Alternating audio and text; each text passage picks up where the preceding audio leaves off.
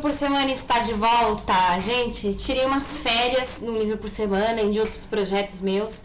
Aí, final de ano, começo de ano, é tudo sempre muito corrido, muito cheio de coisa para fazer. E eu resolvi dar uma paradinha, descansar um pouquinho. Então, parei um monte de coisa que eu tava fazendo, mas agora eu retomei, tá? Então, vocês que achavam que iam se livrar de mim tão cedo, não vão se livrar, porque nós ainda temos um monte de livros para falar e um monte de coisas pra gente conversar. E para retomar, né, nosso projeto de um livro por semana, hoje eu vim trazer para vocês um livro muito legal, muito bacana, que eu indico assim, de olhos fechados, porque é muito legal, que é o Aradia, o Evangelho das Bruxas, tá? Do Charles Leland, Charles Godfrey Leland. E a edição que eu tenho aqui, gente, é uma edição super legal, que, assim, ela tá bem velhinha, assim, vocês, olha só, tá todo manchado, tadinho, meu livro. Mas é porque ela é velhinha, assim, eu comprei esse livro aqui em dezembro de 2000, eu sei porque eu anotei aqui, vários livros eu tenho anotado, mais ou menos quando que eu comprei, e foi logo que saiu, assim.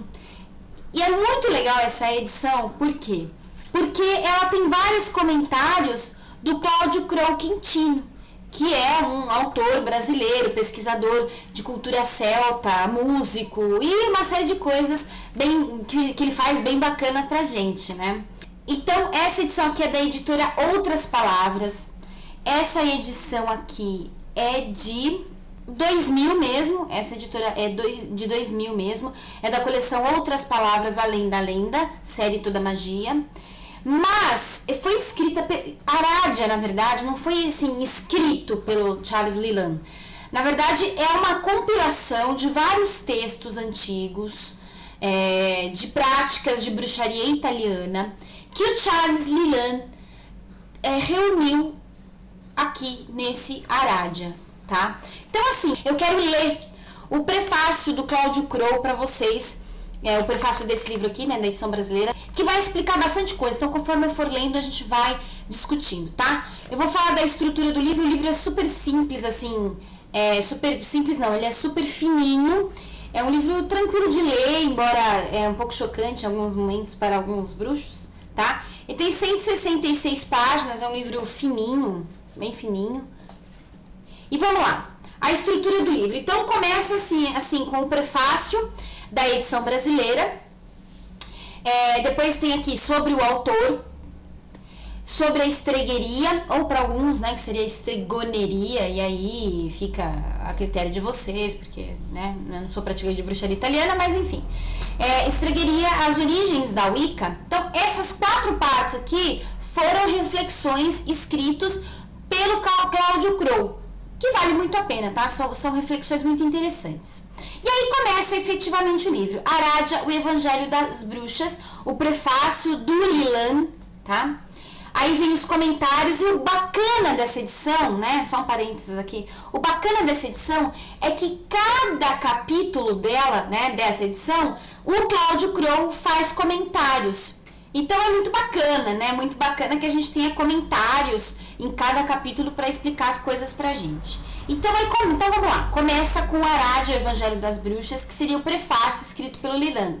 Depois a gente tem os comentários, né, antes do capítulo 1, que é no capítulo 1, como Diana deu à luz a Aradia. Aí você tem os comentários do capítulo 2, que é o Sabá, Tregenda ou Encontro de Bruxos, como consagrar a refeição. Aí o capítulo 3, como Diana criou as estrelas e a chuva. Capítulo 4, o encantamento das pedras consagradas a Diana. 5, a conjuração do limão e dos alfinetes. 6, o encantamento para conquistar um amor. 7, para encontrar ou comprar algo ou atrair boa sorte. 8, para obter vinho bom, vinho muito bom com o auxílio de Diana. É super legal, gente, é muito legal porque é histórico, assim, sabe? São coisas muito históricas aqui que, nossa, eu acho muito legal isso aqui. 9, Tana e Danamoni, ou Diana e Endymion. 10, Madonna Diana. 11, a Casa do Vento. 12, Tana, a deusa da lua. 13, Diana e as crianças. 14, os mensageiros gnomos de Diana e Mercúrio. 15, Laverna. Aí depois vem um apêndice, As Crianças de Diana, Como Nasceram as Fadas. É muito legal, gente, é muito interessante. Aí vem os apêndices da edição brasileira. Então, os elementos da crença da bruxaria italiana, os dons de Aradia, deidades do panteão da bruxaria italiana, que tem muito dos romanos, greco-romanos e também etruscos. Os rituais tregendas. E aí, depois tem umas referências para saber mais. Bom, vou ler para você uma parte muito interessante desse livro aqui e a gente vai discutindo, que é o prefácio à edição brasileira. Então, só de ler esse prefácio que o Cláudio Cureau escreveu, a gente já pode ter uma ideia da importância histórica desse livro e qual é que é desse livro, tá bom? Então, vamos lá.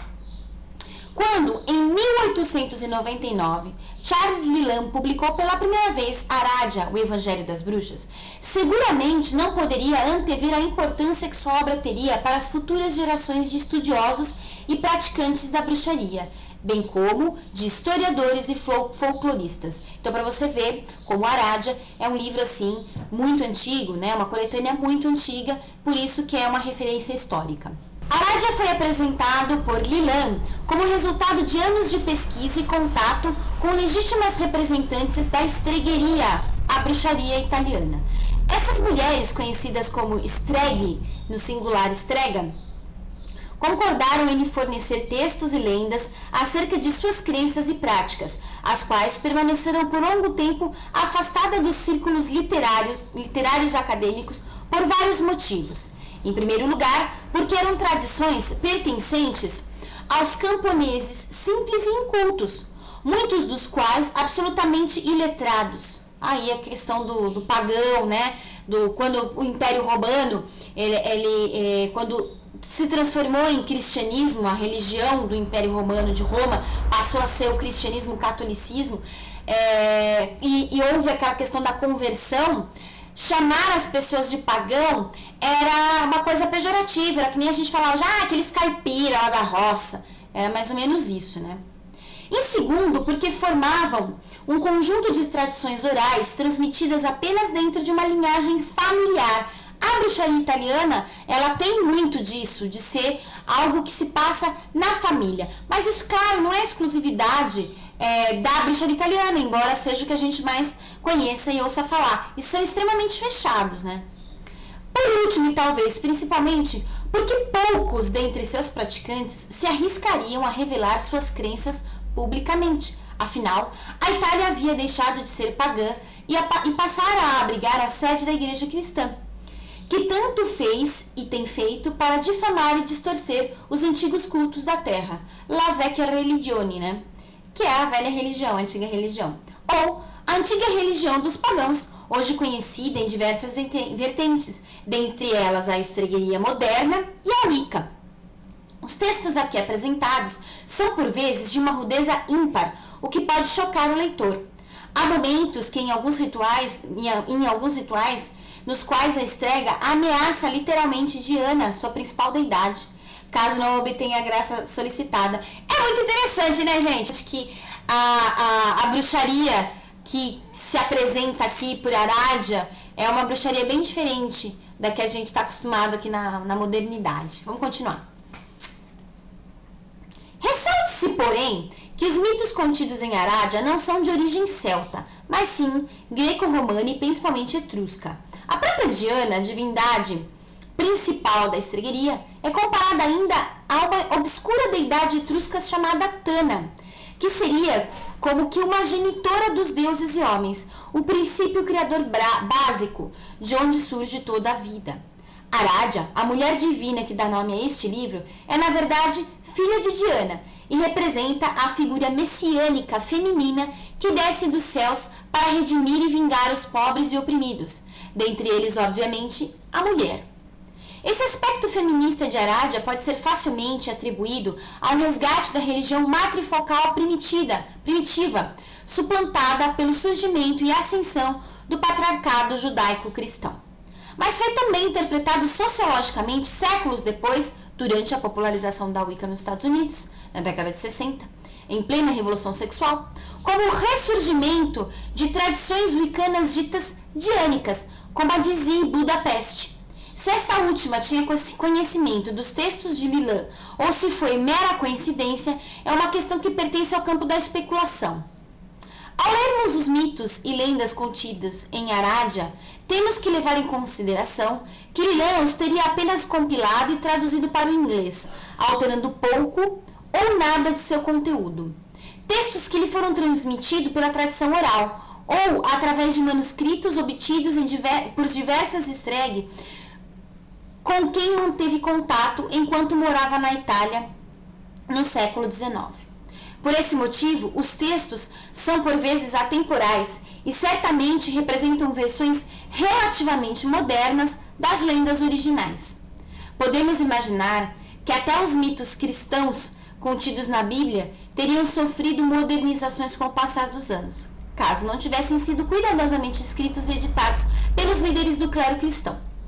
Para tornar a leitura mais fácil, optamos por fazer breves comentários no início de cada capítulo, identificados em itálico, explicando os mitos e rituais apresentados. Sempre que necessário, procuramos estabelecer um paralelo entre o material recolhido e transcrito por Lilan e o contexto atual, na intenção de possibilitar ao leitor uma comparação entre o momento histórico-cultural da época retratada e os dias de hoje, que eu achei fantástico para essa edição.